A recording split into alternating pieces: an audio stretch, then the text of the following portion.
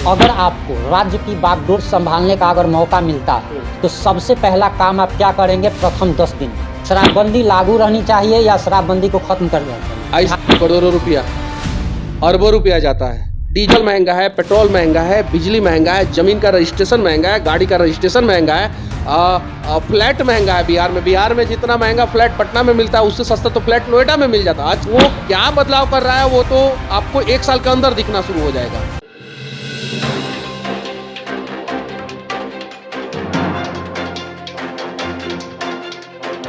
आप राजनीति में आ चुके हैं और जैसा कि लोग भी चाहते हैं, और राजनीति में और क्रिकेट में कुछ भी निश्चित नहीं होता है, कभी भी कुछ भी हो सकता है।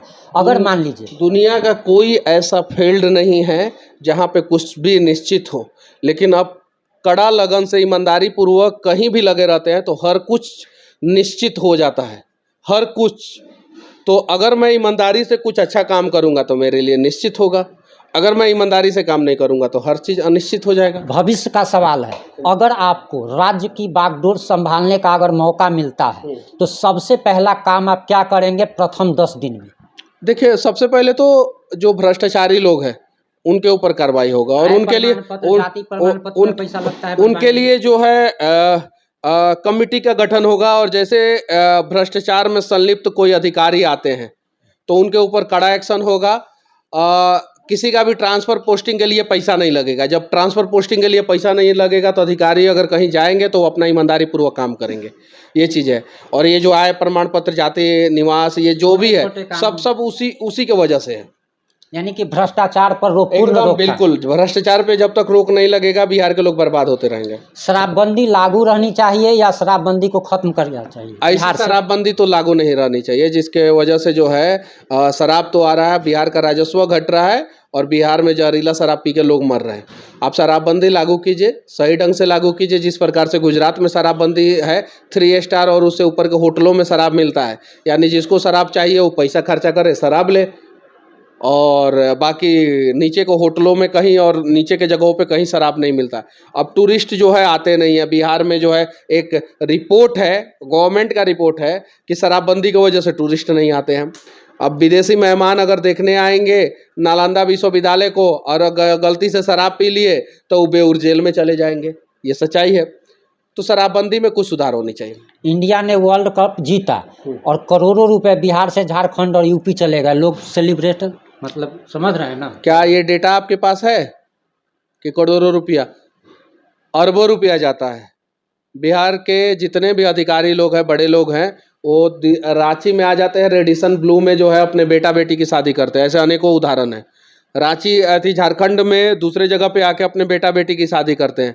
आप जाइए यूपी और बिहार से सटा हुआ पेट्रोल पंप देख लीजिए। यूपी का पेट्रोल पंप एकदम चमचमाता रहेगा और बिहार का पेट्रोल पंप लगेगा कि इस पे जो है भूत है, एक वो गाड़ी नहीं दिखेगा। यूपी बिहार के बॉर्डर पे जितना पेट्रोल पंप है, डीजल पेट्रोल जितना मिलता है पंप पे, आप जाके देखिए, रेट में इतना अंतर है कि सब लोग जो है यूपी जाके भरवा लेते हैं। पेट्रोल के रेट में बिहार और झारखंड में भी बहुत ज़्यादा अंतर है। डीजल के रेट लगभग अप्रोक्सीमेट सेम है। बिजली के रेट में भी बिजली के रेट तो बिहार मतलब कि भारत का सबसे महंगा राज्य में से एक है। हर चीज़ महंगा है बिहार में, क्या नहीं महंगा है?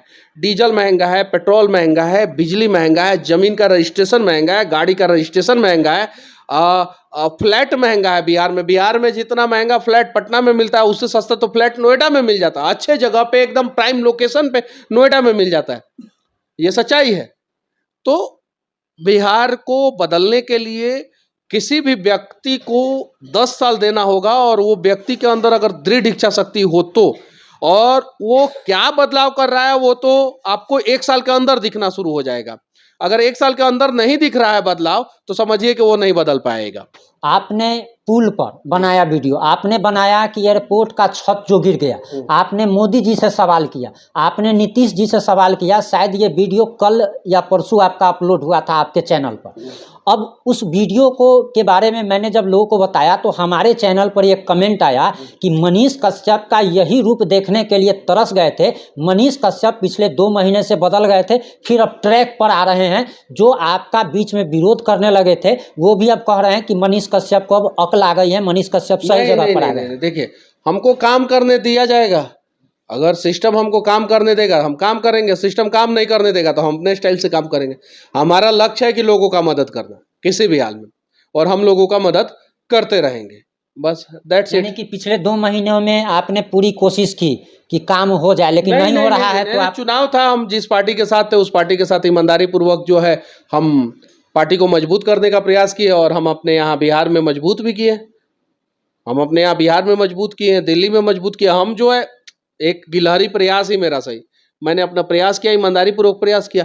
चुनाव अब खत्म हो गया, बिहार के लोगों का कुछ इच्छाएं हैं, कुछ डिमांड है, वो पूरा करना चाहिए, जेन्युइन डिमांड है। अब 826 करोड़ का टेंडर रद्द किया गया है, जो कि महागठबंधन सरकार के मंत्री ललित यादव द्वारा किया गया था। नीरज सिंह बबलू वर्तमान मंत्री ने नीतीश कुमार के निर्देश के बाद उसको रद्द कर दिया।